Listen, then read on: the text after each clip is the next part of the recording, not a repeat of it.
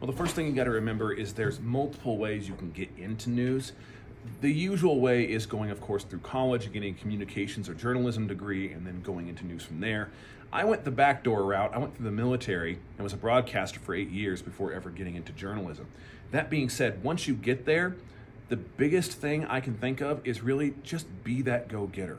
Be the one that is coming up with stories, trying to find those stories, and really try to get to know your audience. When you first get into news, you're going to be local news. So get to know your audience, get around town, get around the area, and see what people are really concerned about, and try to base your stories off of that.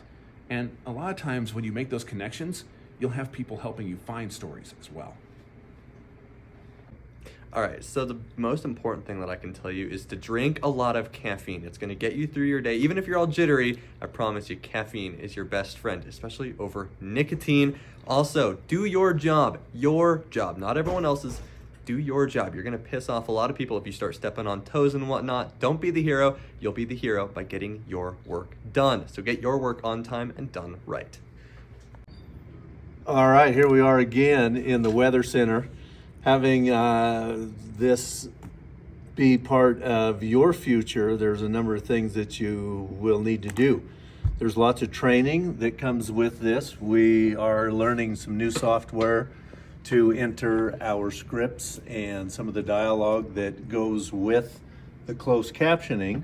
Weather is all impromptu, it's all ad lib.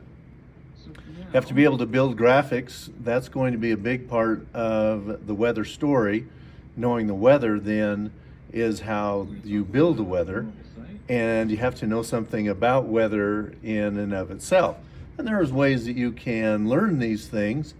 I would recommend going to these higher division classes that you learn the science of weather, but you don't have to.